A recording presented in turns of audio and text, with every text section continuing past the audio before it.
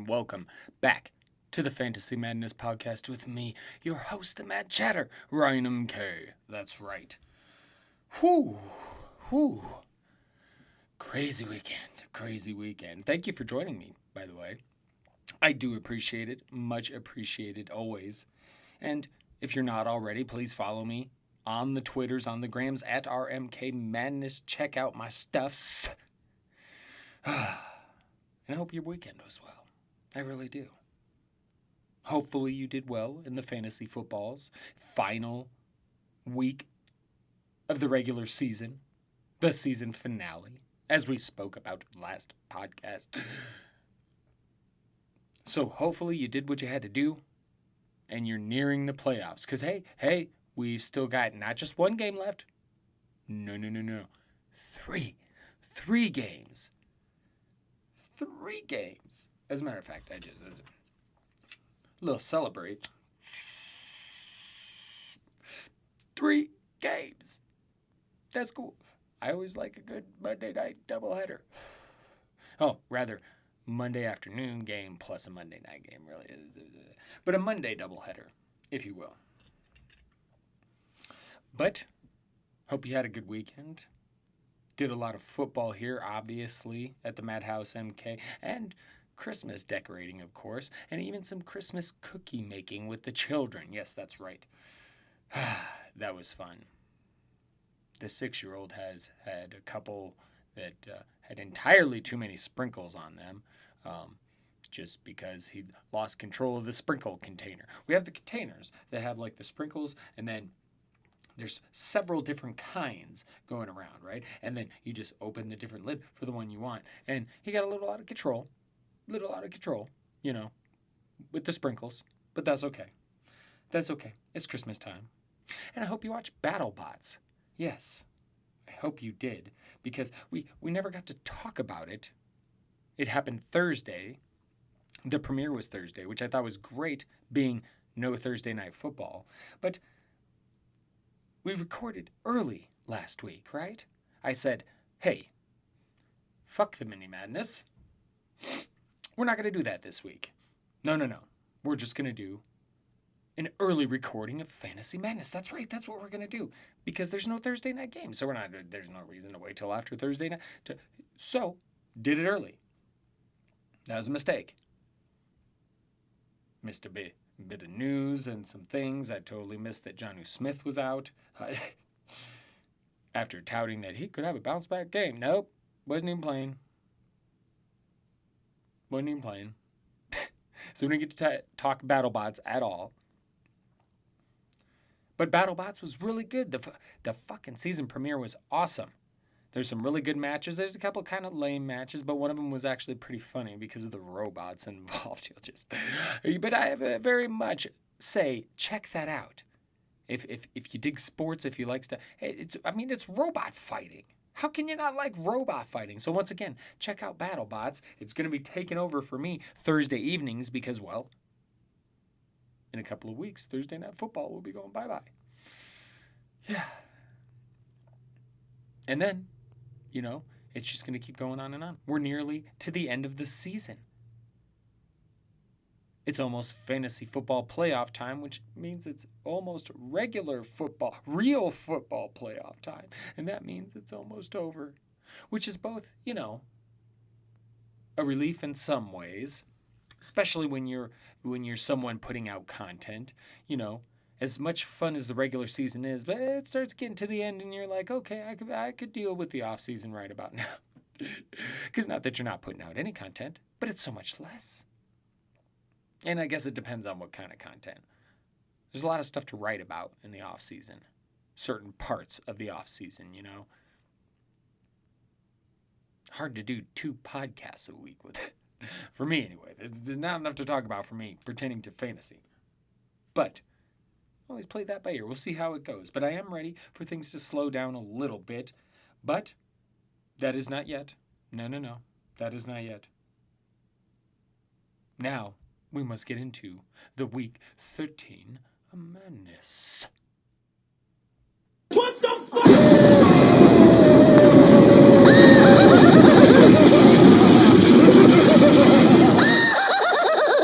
That's right, back in the madness for week 13, the final week of the regular season. As I've mentioned, well, several times already, so I guess no need to, mention that again. But I will throw in my little reminder, my little disclaimer. Now, if you've listened for some time, you already know, but I need to remind every once in a while for the newcomers that hey, this is primarily a dynasty podcast. I'm rolling PPR. I'm down with Superflex, okay? Very little of what I talk about pertains to standard. That's why you don't hear me saying a lot of obvious shit, because we're past the obvious point here, right? This is not amateur hour. We're not new to fantasy. No, it's been a minute, so we're into it thick and thin. And so, that's the way we're going to discuss things, right? And also, DFS. I try and throw a little bit of that in here and there, but again, primarily dynasty chatter. That's right. So, on to week 13. And I'll begin with Baker fucking Mayfield. And he was cooking. Fuck. I mean, he slowed down in the second half a little bit. But 334 yards, 4 TDs, offense looking a little bit better. Remember, they had some shitty weather games there for a while. Rashard Higgins, the man that seems to mystify me, because you look at his profile, I've mentioned this before, his profile, there's nothing overly exciting there, but he just produces, has a connection with Baker, and when they get rolling, he can ball a little bit, so he's a mysterious one for me, but I dig him. 6 for 95 yards and a touchdown. Jarvis went 8 for 62 and 1. Donovan Peoples-Jones got some action in there, a couple catches, 92 yards and a touchdown, and then Nick Chubb went for 80 and 1. Whew. Good offensive showing by the Browns, primarily in the first half. But hey, they got the job done. The Titans did nearly come back, but they just were fumbling the ball all over the place. I mean, fucking Corey Davis was the lone bright spot. 11 for 182 and 1. I mean, it just... But still, even after all that, even after all the fumbles... It was Henry, somebody else. AJ, I don't think he lost his. His got picked back up. They were just fumbling the ball all over the fucking place. And they still almost came back. Largely on the back. I mean, Henry was okay, but 11 for 182 and 1 by Corey Davis. Oh, shit. Okay. That fucking game. Baker fucking me. Chef Baker, which is kind of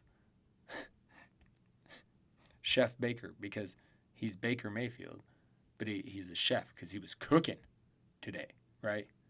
Oh, I guess you'll hear this on Monday. So yesterday, whatever. He was cooking. So he's a chef. Chef Baker. Chef Baker. Okay, I'm done. I just... You suck, you jackass. I know. Okay, I'm serious. I'm done. All right, Jags Vikes. They delivered, man, in OT, man and woman, and what in OT, an OT game. Always good. I like to see that, especially when it's a game that's putting up fantasy points. Give me more fantasy points in OT. Fantasy points abound.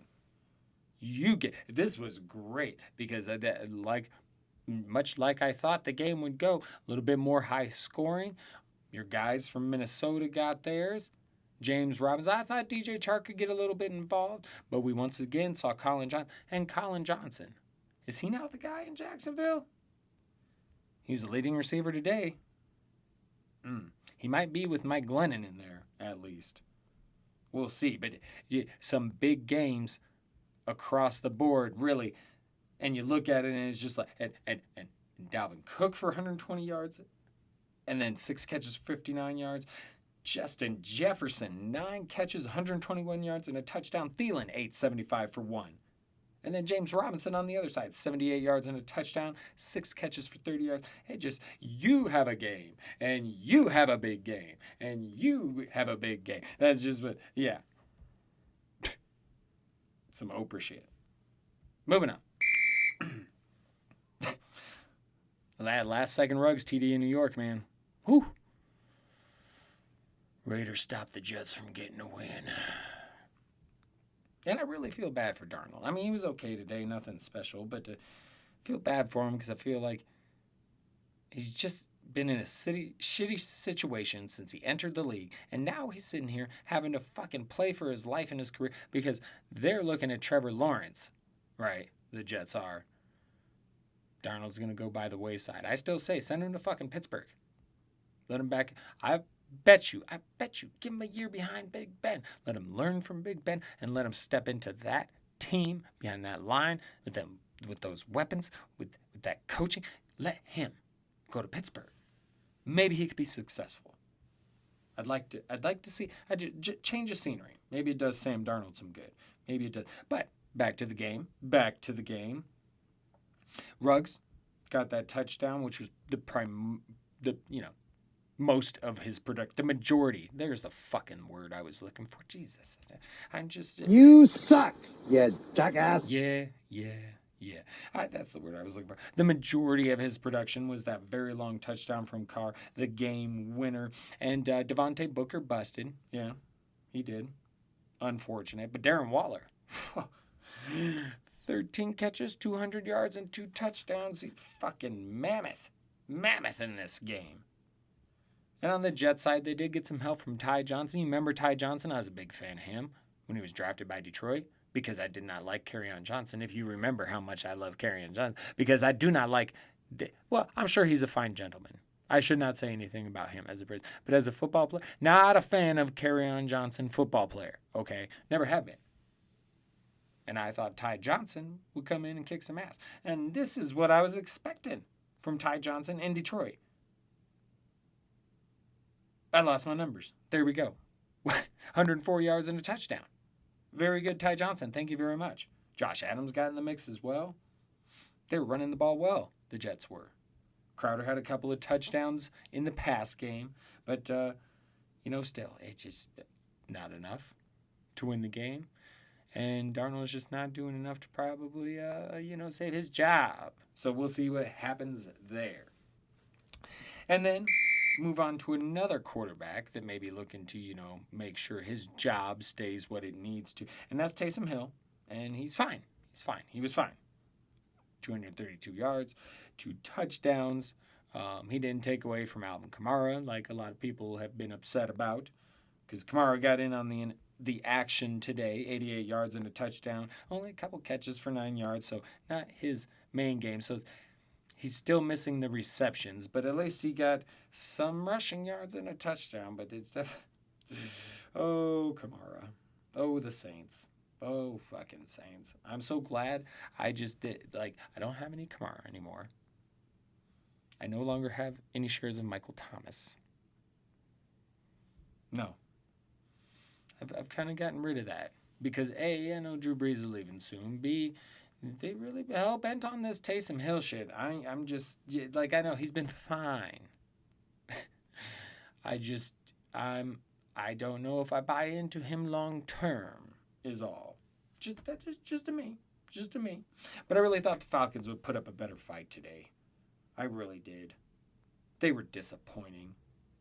And by the way, is Todd Gurley now in a timeshare, or are they just managing his way? Because Ito Smith had just as many carries and was much more productive.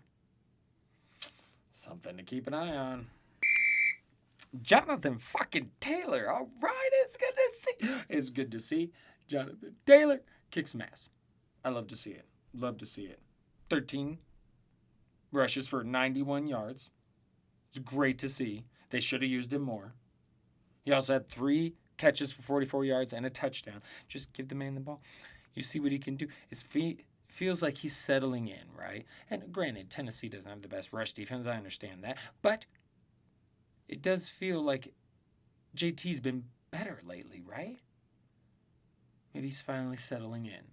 So I'd like to see them give him the ball even more. And hey, you had another T.Y. Hilton game. Michael Pitman, another bit of a down game. But T.Y. Hilton was up there, 8 catches, 110 yards, and a touchdown. It's good to... And, I've always been a Hilton fan, so it's good to see him getting in on the action as of late. For the Houston side, Kiki Kuti, he was the leading receiver there, 8 catches for 141 yards. And then the second leading receiver, fucking Chet Hansen. Wasn't he on the aforementioned Jets previously? I mean, where the fuck is this dude? He's on the Texans, I guess, and he had 5 catches for 101 yards. And they were Watson's top guys in that one.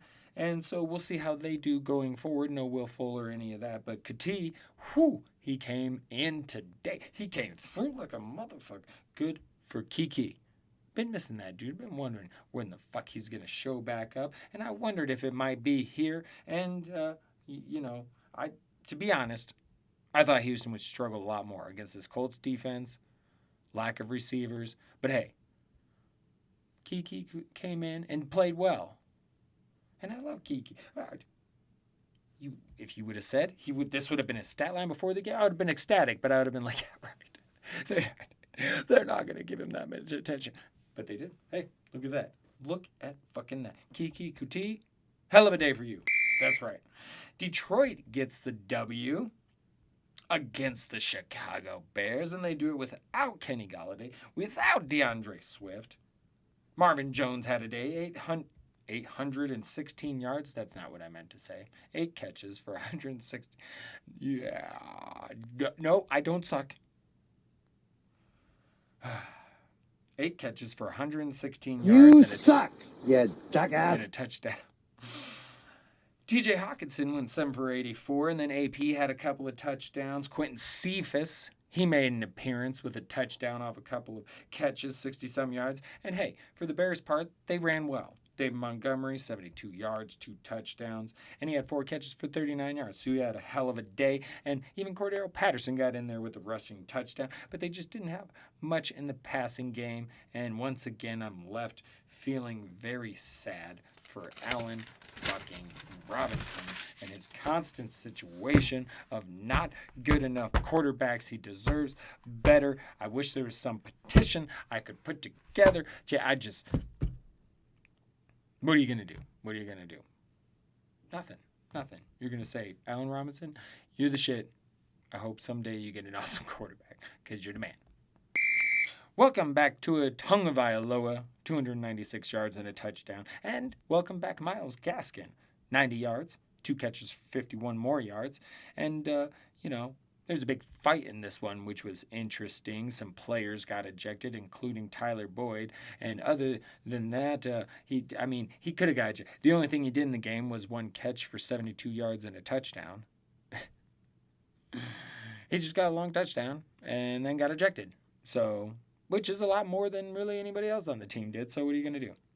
For the Miami side, Tua's not really connecting with Devontae Parker so much, but he did also get ejected, I believe, in that game. And really, Mike Gesicki's the one to go off. And I wondered, remember, back a few weeks ago when Tua was first coming in, I wondered, is he going to get it to the because a lot of times the young guys, they like the tight ends, right? And that's a big thing. And it's proved that, it's been proven over and over. And I wondered, is he going to get into some Gesicki? And hey, Gesicki's just been going up and up the past few weeks. Talk about how much I like him. Now we'll have to look. Did I suggest him for this particular game? I might not have. We're going to find out.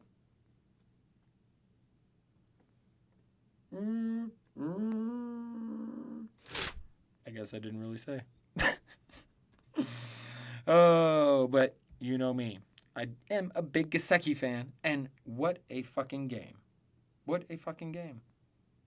9 catches, 88 yards, and a touchdown.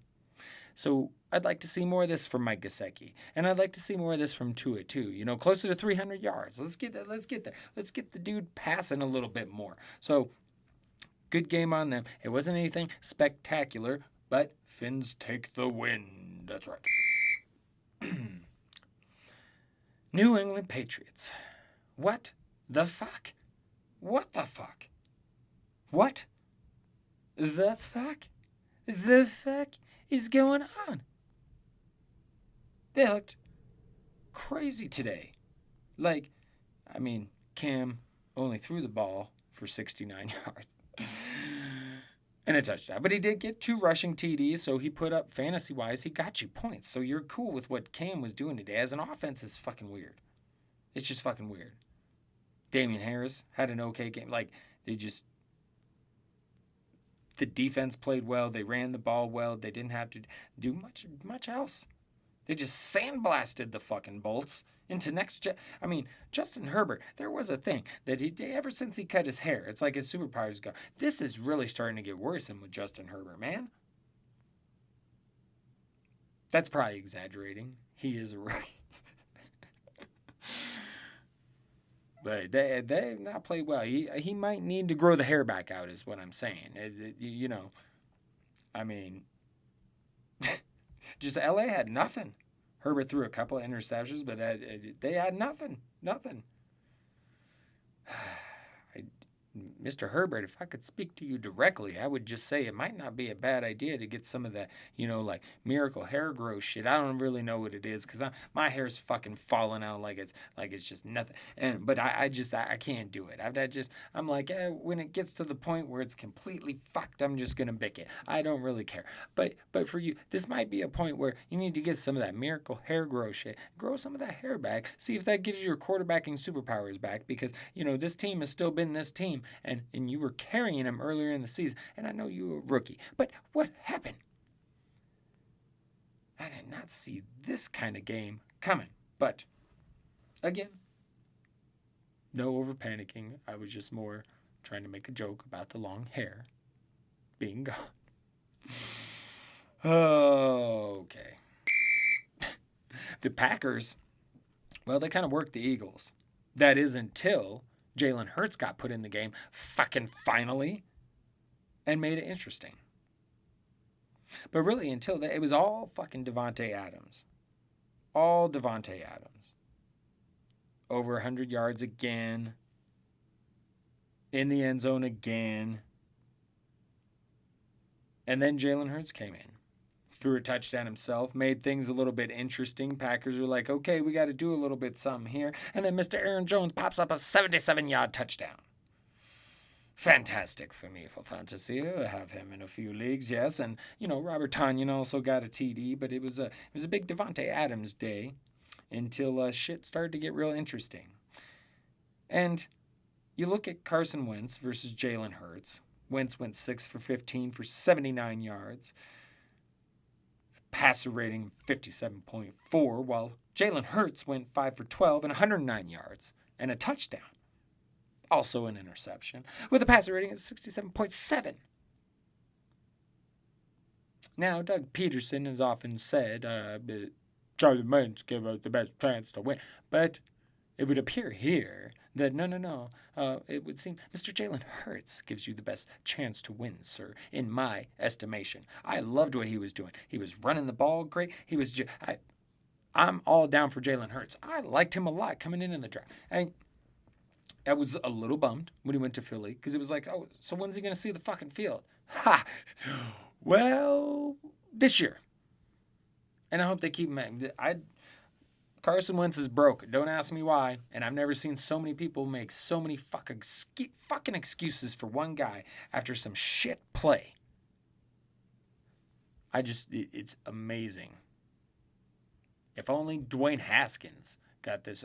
Because, and I know, once upon a time, Carson Wentz had a fantastic season, right? Everybody brings that up. Once upon a time. Before he got hurt. He was playing like an MVP. People say that shit all the time. I get it. That was a ways ago. And he didn't help them win that fucking Super Bowl. Nick Foles did. And since then, shit. I don't know if it's the injury. I don't know what it is. But I'm tired of hearing that he once upon a time looked like an MVP. Because he hasn't since. So get the fuck out of here with that shit. The Rams take care of business against the Cardinals. And hey, fucking Cam Akers is the lead back. Had 21 carries, 72 yards. Not quite the yards per carry you want to see, and did get a touchdown. So you like to see that with Cam Akers. And Cooper Kupp, Robert Woods, solid per usual on the Cards side. Hopkins did a little bit of his thing, not as potent as normal. But Dan Arnold, 2 catches, 2 TDs. That's fucking efficiency right there. Just throw it to Dan Arnold. He'll get you a fucking touchdown. Oh, yeah, excuse me. I need to take excuse me, a little drink of this tea. You ever have slushy tea? It's so good. Like, sometimes I get my teas. and you just throw it in the freezer, right? I mean, that's how you get a slushie, of course. Throw it in the freezer for a little bit, and then you pull it out, and you have some slushy tea. And I tell you what, if you've not had slushy tea, it's very, very good.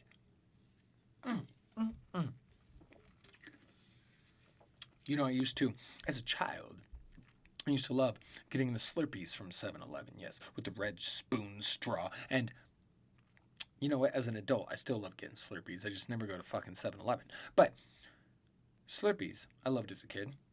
And specifically, as much as I love cherry, because I love everything cherry. And so cherry was the tops. But man, did I love me some Coca-Cola Slurpee. That was some good stuff. And the slushy tea just reminds me a little bit of that Coca-Cola Slurpee. Very good job. Yeah. Slushy tea.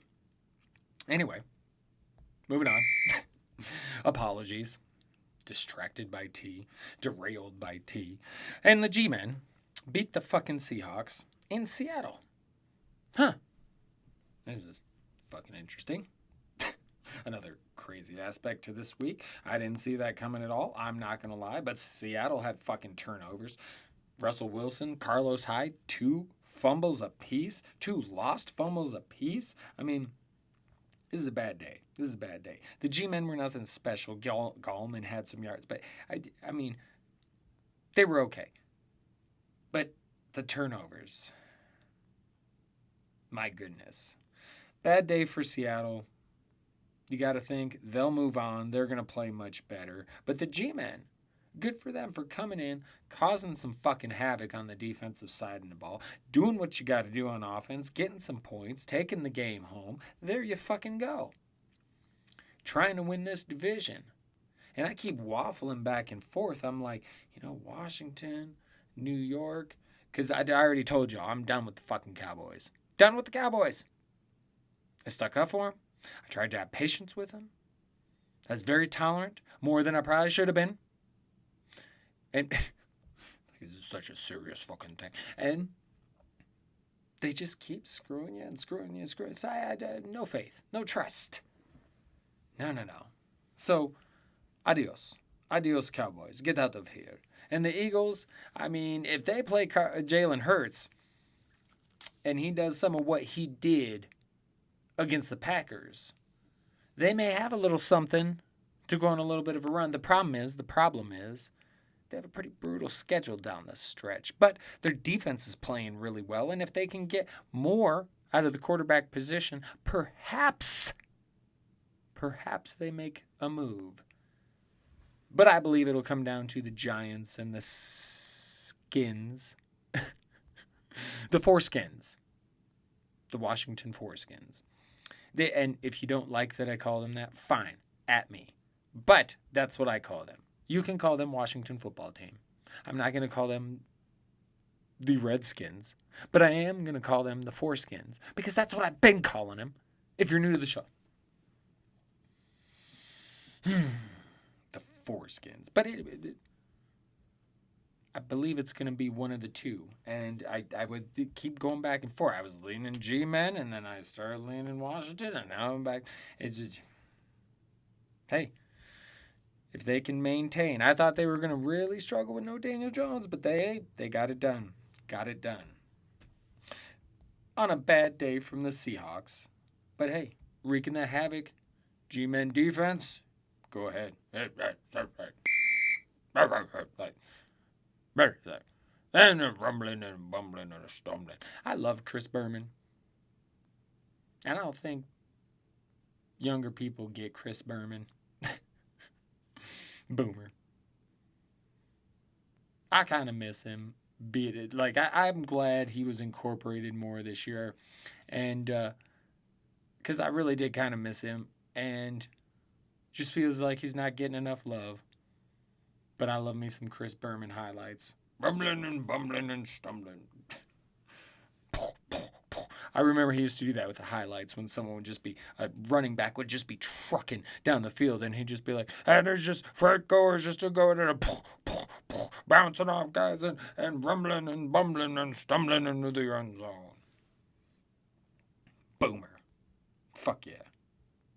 Anyway. Broncos put up a fucking fight on Sunday Night Football, I tell you what. Locke threw an interception to end it, but he had an okay day. He's not doing a whole hell of a lot to, because the Broncos had a chance. Broncos could have won this game. And Locke's not doing a lot to keep John Elway from going out and getting like an Aaron Rodgers or something like that. Because that's really what I think the ultimate plan is. And not an Aaron Rodgers. Maybe he gets a Matt Stafford. You never know. Someone like that.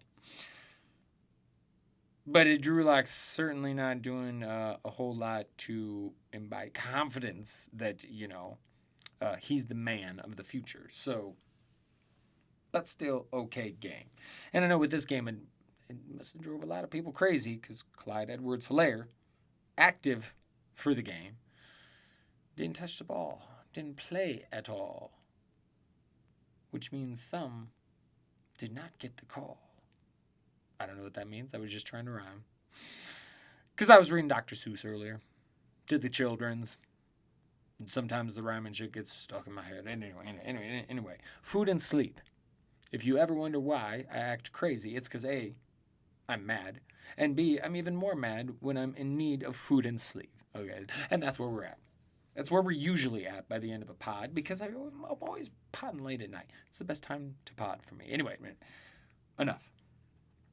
Melvin Gordon had a day, 15 carries for 131 yards, and half was from one big run, a 65-yard. But he had a good game. Hey, a good game from Melvin Gordon. Good to see that. Tim Patrick had a couple of touchdowns. But other than that, Denver just could not do enough, and it's too bad because that Denver D was holding KC in check a lot of the game. And the biggest thing for KC offensively was Travis Kelce. 8 catches, 136 yards, and a touchdown. And he then became the first tight end in NFL history to attain 5 single 1,000-yard seasons. Because he just went over 1,000. So for the 5th time, which has never been done before, as a tight end, he's gone over 1,000 yards. Yeah, let's just give him some.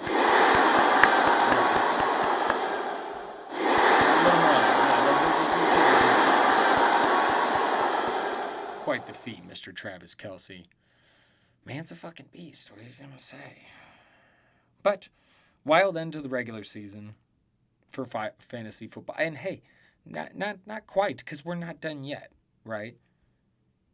And will it be any wilder?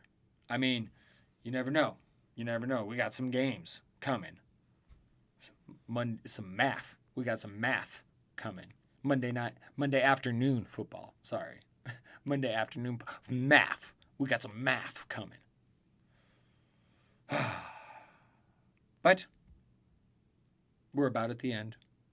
So, hope all of you fared well over the weekend and farewell over the next couple of days. May I please have your attention? The store will be closing in 5 minutes. 5 minutes. That's right. It's about that time. Start closing up shop. Get ready to get out here so I can eat and sleep, right? Oh, but before we go, the previously mentioned math, and then the month, the Monday Night Football, and then the Tuesday Night Football. We got to get a little bit of, prognosis for those games. So let's go ahead and get right into those. So for math, the Monday afternoon football, we got the Washington Foreskins at the Pittsburgh Steelers. I'm going to have Pittsburgh winning this one. I do think it's going to be this defensive battle, late afternoon game, really. Late afternoon game going on. I think it's just going to be a little slower pace, defensive. And, go ahead, play your studs. You're not going to not play T-Mac or Gibson. No. You're not going to sit Juju or Deontay Johnson or even Chase Claypool. You're not going to sit them. because Washington has a really good defense, top 10 against top 5 against the pass. Because it isn't Pittsburgh. And the Steelers, I mean, the whole game against the Ravens, they should have beat the shit. That game was a little weird. Okay.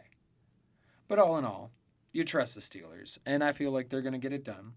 And we just might want to temper expectations for our fantasy studs in this particular game. Now for a month, Monday Night Football, you got the Bills at the 49ers. I almost want to pick the 49ers for an upset. I really do. And if they had Jimmy G, I might. And Nick Mullins not look terrible, but I just don't think it's going to be enough. I think the Bills are playing well right now. I think they'll be able to run a little bit, and I do expect a big game from Stephon Diggs. They're playing really well right now. And as for the 49ers, I think they are going to put up a fight. I think we're going to get some fireworks. It's going to be a little higher scoring because, let's face it, the Bills' defense, although that is kind of known as being a better defense, they haven't been one of the better ones this year. And they picked it up a little bit in recent weeks. But, still not that Buffalo Bills defense from the past couple of years that we're used to. And really same with the 49ers. They're not as quite on top of things defensively either. So I do think we get some points in this one. I think you see a lot of Raheem Mostert on the San Francisco side. And, hey, I think it comes down to a couple of big plays from Josh Allen. He limits those mistakes. Buffalo's going to take this one. Moving on to 10th. Tuesday Night Football. Dallas, Baltimore. In Baltimore. The Ravens still beat up by the COVID situation. Good chance they don't have Mark Andrews. But it looks like they should have Lamar Jackson, which is a good thing. And despite all these issues, I do think it's a bounce-back game. Because for Dallas, the defense, I said they were playing better. But that was just a tiny bit, and then they played like shit again. You can't trust the Dallas defense. And I think Lamar, J.K., Gus, Mr. Mark Ingram, Mark with a K, they're going to be able to go in there and run the ball. Go in there. They're not in Dallas. They're in ball. They're going to be able to run the fucking ball on Dallas. They're going to be able to execute their game plan. And so I just feel like I don't know if I'd go any route of playing a Baltimore pass catcher. But I would definitely hit that ground game hard because I think they're going to be able to run all over Dallas and do what they want to do. Because that's what they want to do, is run the fucking ball.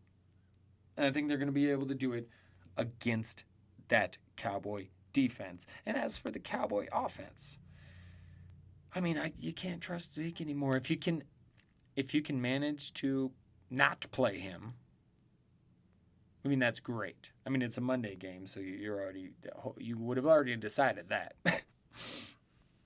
But it's at that point, like, if you're gonna do well in the playoffs, it's not gonna be because of Zeke Elliott, I don't think, this year. And so it comes down to, is Cooper really the only trustworthy one? Because if Andy Dalton is having a good day, then he'll get Lamb and Gallup probably involved. But if it's just an average day, Cooper? So Dallas is just hard to trust right now. So you got to expect Baltimore's going to be able to do their thing, have a bounce-back game, walk away with a victory. Yes, and still in that fight for a wild card spot. So that's what I foresee. But now we go to closing up shop for good, for real, for now, right? And once again, I will thank you for joining me, for listening, because, hey, I may do this for me in some ways, because I guess it's, in a way, therapeutic. And, well, because I like to just chat and bullshit and talk, even if it's into a microphone. And, I've often gotten through hard days with podcasts and stuff. And so I feel like if I can do that for anybody else, then that's great. If I'm bringing you anything, whether it's a chuckle, some enjoyment, and most importantly, a little bit of fantasy help, then I've done my job, right? And I've helped myself by this therapy that I call, chattering into a microphone, right? So, thank you. And don't forget Mini Madness this week. We're going to do it up on Wednesday. That way we can process all of the game stuff since we have that, Dallas-Baltimore game on Tuesday Night Football. And, we'll do that. A little Wednesday Mini Madness. That's right. So, over the next couple of days, I hope you all get what you need to win your games if you need it. And let's all start getting ready for the fucking playoffs, right? They're coming. And it's time. It's time we make this final journey, this final run of the 2020 season. And hopefully it ends in titles, right? That's what we're looking for. All right. As always, much love. Stay safe. Stay vigilant. Stay mad. Because, all the best of us are. That's right. Have a great week, everyone. Really do. And until we chat again, ta-ta for now. Laters. Welcome to the show. The Matt Cutter